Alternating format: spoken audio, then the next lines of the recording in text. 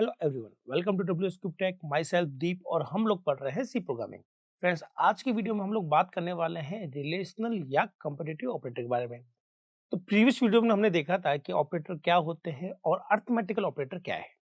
ठीक है, तो उससे जुड़े हुए जितने भी हमें देखे थे कॉम्पिटिशन लेवल पे क्या क्वेश्चन आ सकते हैं, वो हमने वहाँ पर डिस्कस किए थे। आज के इस वीडियो में अंदर हम लोग केवल रिलेशनल ऑपरेटर की बात करने वाले हैं और रिलेशनल ऑपरेटर पर किस तरह से क्वेश्चन बनाए जा सकते हैं और किस तरह से उसको प्रोग्रामिंग में यूज में लेना है, इसकी हम लोग बात करने वाले हैं दोस्तों। और ये बहुत ही इंपॉर्टेंट होने वाला है। क्यों होने वाला है? क्योंकि आगे जितने भी हम लोग फीचर्स पढ़ेंगे सी के, like selection statement, if else, है ना, स्विच केस और फॉर लूप्स, उनमें इसका बहुत ज़्यादा इंपॉर्टेंस होता है। आप ये समझ लीजिए कि आप इफ एल्स जब भी लगाते हैं तो आपके पास रिलेशनल ऑपरेटर कहीं ना कहीं आ ही जाएंगे मोस्टली केसेस में। तो इसको इस पॉइंट ऑफ व्यू से भी पढ़ना है कि इसका आगे आने वाले टॉपिक पे बड़ा इफेक्ट आता है, इसलिए इसको बेटर ढंग से करना है। हाँ, कुछ ऑपरेटर ऐसे हैं जिनका कुछ ज़्यादा यूज़ नहीं लेते हम लोग। अगर हमारी जनरल प्रोग्रामिंग की बात करें, लाइक बिटवाइज, तो ये जितने भी बिटवाइज है उसका ज़्यादातर हमें यूज़ नहीं करना होता है। पर अर्थमेटिकल हो गए, रिलेशनल हो गए, लॉजिकल हो गए, ठीक है, असाइनमेंट हो गया, तो इनका बहुत ज़्यादा यूज़ होता है दोस्तों प्रोग्रामिंग में। तो चलिए शुरुआत करते हैं रिलेशनल ऑपरेटर की और देखते हैं कि इसमें क्या बात छुपी हुई है। तो रिलेशनल ऑपरेटर हम लोग बात कर रहे हैं, तो इसका नाम से आपको पता चल गया होगा कि ये आपको रिलेशन बताता है। क्या बताता है? रिलेशन। या इसको हम लोग कंपैरेटिव भी ऑपरेटर बोलते हैं, कंपैरेटिव ऑपरेटर। ठीक है, कंपेयर करना है या रिलेशन बताना, बात एक ही होती है दोस्तों। अब मैं आपसे अगर पूछूं कि अगर आपको कोई चीज को कंपेयर करना है, तो कंपेयर करने के लिए आपको कम से कम कितने आइटम चाहिए होंगे? आप कहेंगे जाहिर सी बात है सर, कम से कम 2 आइटम होंगे तभी तो हम लोग कंपेयर करेंगे। इसका मतलब ये हुआ कि आपको चाहे कंपेयर करना हो या चाहे रिलेशन बताना हो, तो आपको 2 वैल्यू चाहिए होती है जिसके बीच हम लोग रिलेशन पाएंगे। कहने का मतलब ये हुआ कि रिलेशनल ऑपरेटर जो है दोस्तों, ये हमेशा बाइनरी फॉर्म में होते हैं, ये कभी यूनिटरी फॉर्म में नहीं होते। जैसे कि हमने पढ़ा था अर्थमेटिकल के अंदर कि कुछ अर्थमेटिकल तो यूनिटरी होंगे और कुछ अर्थमेटिकल बाइनरी ऑपरेटर कहलाएंगे। यूनिटरी ऑपरेटर वो होते हैं जिनको काम करने के लिए एक ऑपरेंड की रिक्वायरमेंट होती है, एक वैल्यू की रिक्वायरमेंट होती है। और कुछ ऑपरेटर ऐसे होते हैं जिसको हम लोग बाइनरी ऑपरेटर कहते हैं, उनको काम करने के लिए एटलीस्ट कम से कम 2 वैल्यू की रिक्वायरमेंट होती है। एटलीस्ट की बात ही नहीं, यहाँ पे एग्जैक्टली 2 वैल्यू की रिक्वायरमेंट मैं बात करूंगा कि 2 वैल्यू की रिक्वायरमेंट होती है। और ऐसे ऑपरेटर जिसको काम करने के लिए 3 वैल्यू की रिक्वायरमेंट होती है, उसको हम लोग टर्नरी ऑपरेटर कहते हैं। तो दोस्तों, यहाँ पर ये जो रिलेशनल ऑपरेटर है, रिलेशन जो बताते हैं, ये हमेशा बाइनरी फॉर्म में होंगे। इसका मतलब है कि इनको काम करने के लिए एटलीस्ट एटलीस्ट क्या एग्जैक्टली 2 वैल्यू आपको चाहिए होगी। तो हम हमेशा कहेंगे कि ये इकलौता ऑपरेटर है जो कि हमेशा बाइनरी में पाया जाता है। तो they are binary operators, they are binary operators. ठीक है, ये यूनिटरी ऑपरेटर नहीं होंगे दोस्तों। तो जनरली ऐसा कुछ खास क्वेश्चन नहीं बनता है इस पर। लोग आपसे पूछ सकते हैं, इंटरव्यू में पूछा जा सकता है कि भाई ऐसा कौन सा ऑपरेटर है जो कि यूनिटरी कभी नहीं होता। तो आप कहेंगे सब ये हमारा एक ऑपरेटर ऐसा होता है कंपेरेटिव जो कि कभी यूनिटरी फॉर्म में नहीं होता, ये हमेशा बाइनरी फॉर्म में ही होगा। इसका मतलब है कि आपको काम करने के लिए एटलीस्ट 2 ऑपरेंड की रिक्वायरमेंट होगी और दोनों ऑपरेंड के साथ ही आप लोग दोनों को कंपेयर या फिर एनालिसिस कर पाएंगे। तो ये ऑपरेटर दोस्तों हमारे लिए नए नहीं है, हमने इसको मैथमेटिक्स में भी पढ़ा है। कौन-कौन से पढ़े? हमने मैथमेटिक्स में पढ़ा था कि भी लेस देन क्या होता है, ग्रेटर देन क्या होता है ना? यही सारे ऑपरेटर यहाँ पे क्या कहलाते हैं? रिलेशनल ऑपरेटर कहलाते हैं। तो जैसे कि मैं यहाँ पे लिख देता हूँ, ये है हमारे पास लेस देन, ये है ग्रेटर देन, ये less than, equal, greater than, equal, और ये है इक्वल, और ये है हमारे पास में नॉट इक्वल। तो हमारे पास टोटल 6 होंगे, 2, 3, 4, 5 और 6। ये जो 6 ऑपरेटर हैं, ये हमारे कंपैरेटिव ऑपरेटर कहलाते हैं। अब बात ये करते हैं दोस्तों, ये जो है इसको हम लोग कहेंगे लेस देन। ठीक है, इसका नाम होता है ग्रेटर देन ऑपरेटर। ये जो है दोस्तों, जिसको हम लोग मैथमेटिक्स में कुछ ऐसा लिखते हैं, इसे हम लोग बोलते हैं लेस देन इक्वल। ठीक है, क्योंकि हमारे कंप्यूटर पर ऐसा कोई सिंबल होता नहीं है, ऐसा कोई सिंबल होता नहीं हमारे कीबोर्ड पर, इसीलिए इस सिंबल को हम लोग इस तरह से डिजाइन करते हैं प्रोग्राम के अंदर। तो प्रोग्राम के अंदर आपको लेस देन इक्वल लिखना है, जो हम मैथमेटिक्स में लिखते हैं, उसको सी के अंदर हम लोग ऐसा लिखेंगे। अब गलती ये हो जाती है स्टूडेंट से कि वो इसको ऐसा लिख देते हैं। तो दोस्तों, ऐसा कोई भी हमारे पास ऑपरेटर नहीं है सी में। क्यों? क्योंकि अगर आपसे पूछूं ये कौन सा सिंबल है, तो आप कहेंगे सर ये तो जो है हमारे पास, ये है लेस देन इक्वल। इसका मतलब पहले लेस आता है देन इक्वल आता है। ओके, तो यहाँ पे पहले लेस वाला चेक करेंगे, लेस वाला अगर है या नहीं, उसके बाद में हम लोग चेक करेंगे कि इक्वल वाला। उसी तरह से लेस देन इक्वल, इसका मतलब है कि पहले हमें लेस लिखना है, देन हमें इक्वल लिखना है। अगर आप इसको ऐसा लिखेंगे इक्वल और लेस, तो ये कोई ऑपरेटर नहीं होता इक्वल लेस, तो हम लोग उसको कहेंगे ये गलत है। तो सही फॉर्मेशन ये होता है, आपको थोड़ा सा लिखते समय थोड़ा सा ध्यान रखना पड़ेगा दोस्तों। उसी तरह से ये जो होता है इसको हम लोग कहेंगे ग्रेटर देन इक्वल ऑपरेटर। तो ये हमारे पास में इक्वल ऑपरेटर, जो कि मैथमेटिक्स में हम लोग सिंपली ऐसा लिखते हैं ना, वो हमारे पास में यहाँ पर डबल वार से इक्वल से हम लोग लिखते हैं। तो ये होता है equal to operator, equal to, ठीक है। अब यहाँ पर इक्वल के लिए, और जो ये सिंगल वाला है सी के अंदर, इसका कुछ और पर्पज होता है, इसको हम लोग कहते हैं असाइनमेंट ऑपरेटर। तो ये वाला जो मैथमेटिक्स में इक्वल होता है वो हमारे पास सी में असाइनमेंट का काम करता है, और इक्वल के लिए हमारे पास सी में ये वाला है दोस्तों। तो मोस्टली स्टूडेंट कंफ्यूज हो जाते हैं और वो मैथमेटिक्स वाला यूज कर लेते हैं, उससे हमारे प्रॉब्लम में इश्यू आता है। कैसे आता है?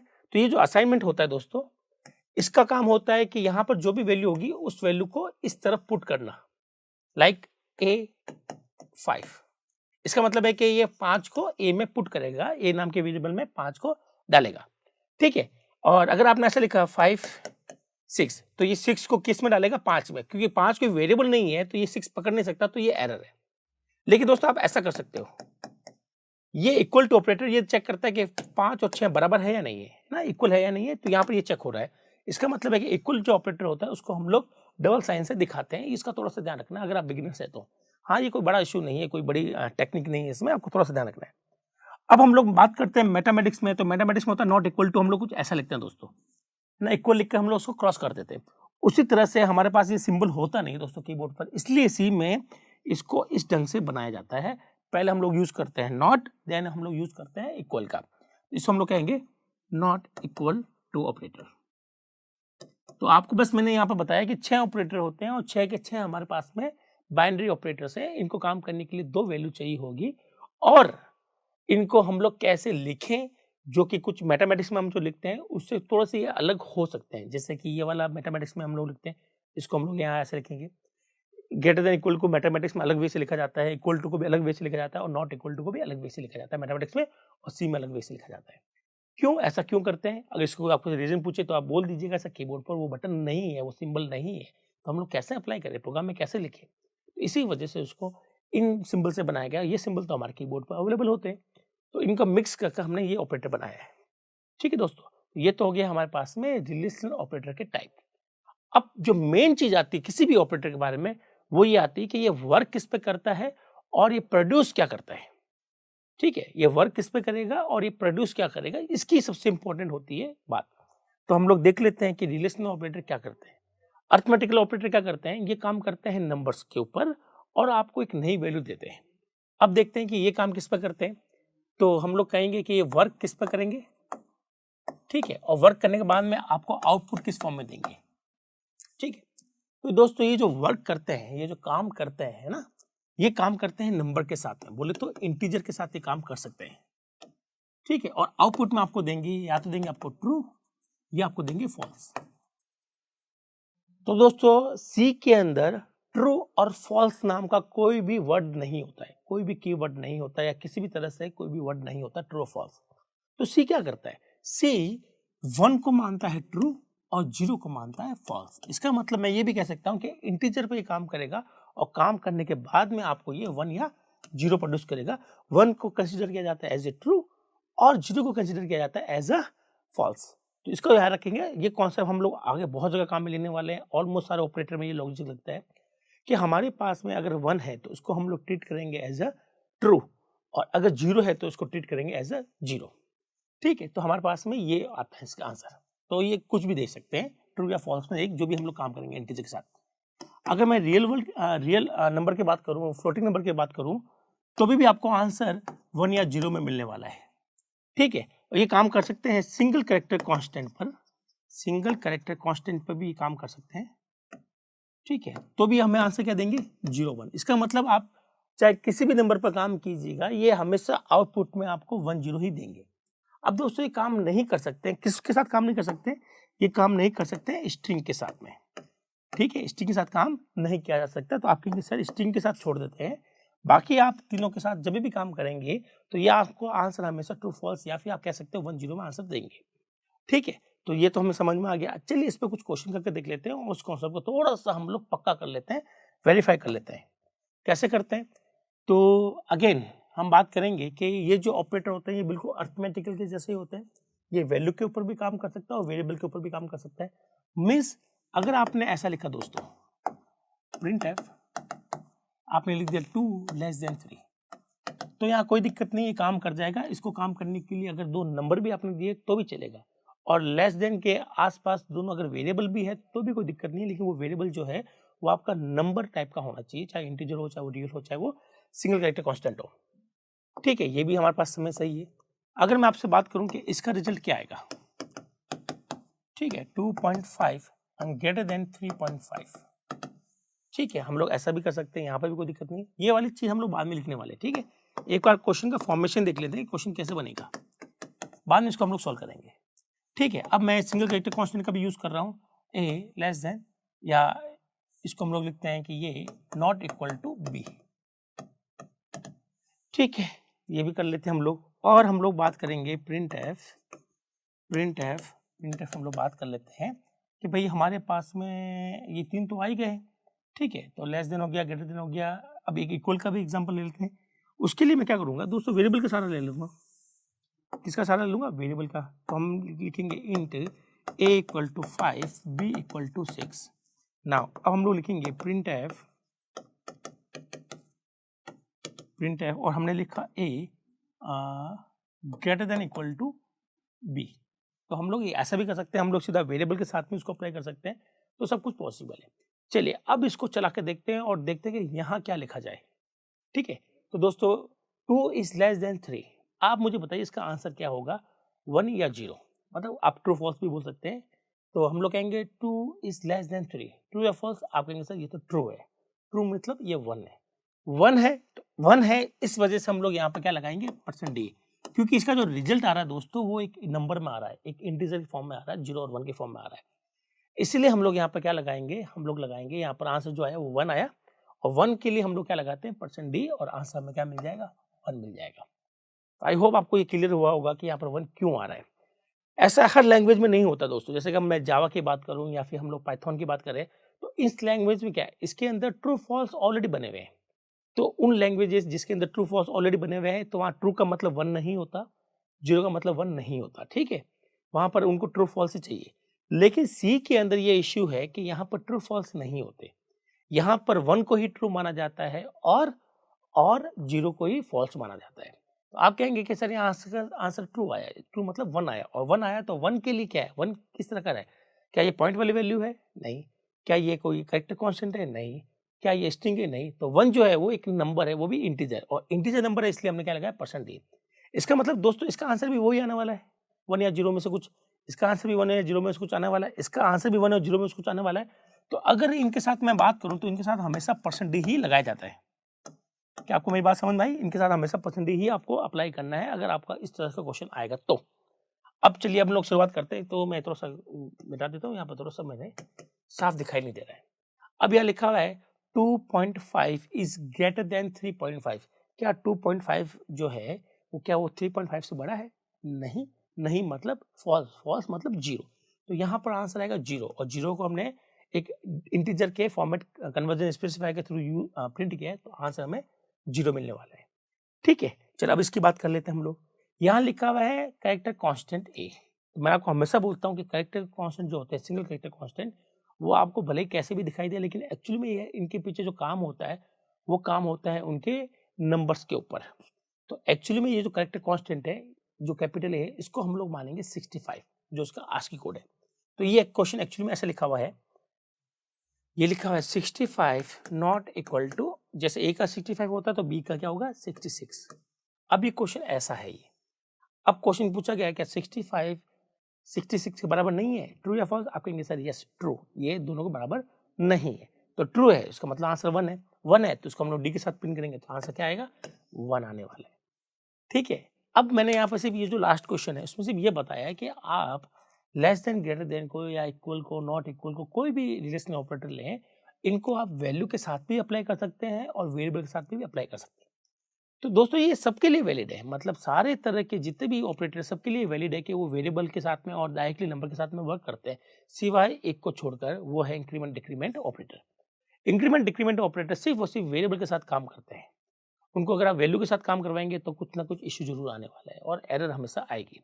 तो बस उसको छोड़ दीजिए। बाकी मैं आपको ये अगर मैं कहूँ कि बाकी मुझे बताने की जरूरत नहीं है, कोई भी ऑपरेटर लिए आप तो वो डायरेक्टली वैल्यू के साथ भी काम कर लेगा और वेरिएबल के साथ में भी काम कर लेगा। तो नेक्स्ट जितने भी हम लोग वेरिएबल पढ़ेंगे तो उसमें हम लोग ये मान के चलते हैं कि आपको पता होगा, उसके अकॉर्डिंग हम लोग करेंगे। यहाँ देख लेते हैं यहाँ क्या हो रहा है वेरिएबल वाले केस में। तो यहाँ लिखा हुआ ए ग्रेटर देन बी। अब ये है या नहीं, तो इसके लिए हम लोग क्या करेंगे या फिर हमारा कंपाइलर क्या करेगा, सबसे पहले ए की वैल्यू को पुटअप करेगा। ए की वैल्यू कितनी है भैया, 5 है। फिर हमने लिखा ग्रेटर देन इक्वल, फिर हमने लिखा बी की वैल्यू कितनी है, 6 है। अब इसको इवैल्यूएट किया जाएगा। इसको अब हमारा कंपाइलर जो है, इसको जो हमारा रनिंग में देखा जाएगा कि ये सही है गलत है। तो 5 5 6 से बड़ा है या बराबर है, नहीं, दोनों केस में गलत है, ना तो ये इससे बड़ा है ना इसका बराबर है। तो इस केस में आंसर आ जाएगा फॉल्स। फॉल्स मतलब 0, 0 मतलब 0 प्रिंट हो गया। आई होप आपको ये समझ में आए होंगे कि रिलेशनल जो ऑपरेटर होते हैं वो किस तरह से वर्क करते हैं। ठीक है, तो उनको काम करने के लिए एक नंबर चाहिए और नंबर पर काम करने के बाद में यहाँ से हमेशा 0 1 में ही बनाते हैं। ठीक है, तो ये तो हुए हमारे रिलेशनल ऑपरेटर। अब हमारे पास में क्या बच गया, अब इक्वल टू बच गया। इक्वल टू भी कोई बड़ा कोई चीज़ नहीं है। जैसे मैं यहाँ लिखा इक्वल टू, अब मैं आपसे पूछता हूँ कि क्या 2 3 के बराबर है, आप कहेंगे सर नहीं है तो 0। और अगर मैं इसको 3 कर दूँ तो क्या 3 3 के बराबर है, आप कहेंगे यस 3 3 के बराबर है, तो उसको हम लोग कर देंगे आंसर 1। तो ये इस तरह से काम करते हैं और इनका आगे जो कॉन्सेप्ट आने वाले हैं, स्पेशली जो हम लोग कहते हैं इफ एल्स है, जो स्विच केसेस हैं और जो फोर लूप है, उसमें इसका बहुत बड़ा इंपॉर्टेंस रोल रहने वाला है। तो आप इनको अच्छे से देख लीजिएगा कि ये नंबर पर काम करते हैं, लेकिन प्रोड्यूस जो उनका जो रिजल्ट आता है, प्रोड्यूस जो करते हैं, ये हमेशा एक 0 और 1 प्रोड्यूस करते हैं। 1 का मतलब ट्रू होगा और 0 का मतलब फॉल्स होगा। तो दोस्तों ये तो थे हमारे पास में रिलेशनल ऑपरेटर। ठीक है, अब चलिए कि अगर ये मिक्सअप में है तो कैसे काम करें हम लोग, तो वो भी हम लोग देख लेते हैं कैसे। मान लीजिए मैंने आपको कुछ क्वेश्चन इस तरह से आपको मिल रहा है, प्रिंट एफ, ठीक है, और मैंने यहाँ लिख दिया 5 not equal to 6 equal to 6। ठीक है, ये हमने लिख दिया। या फिर मैं एक और क्वेश्चन यहाँ पर ले लेता हूँ, प्रिंट एफ।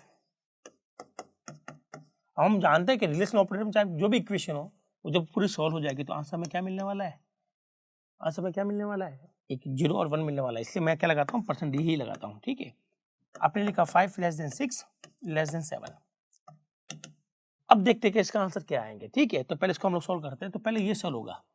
ठीक है, तो हम लोग कहेंगे 5 नॉट इक्वल टू 6, ट्रू या फॉल्स, ट्रू या फॉल्स। आप कहेंगे सर ये तो ट्रू है, 5 6 के बराबर नहीं है, ट्रू है। तो इसको जगह आंसर क्या आएगा, इसका आंसर आ गया 1।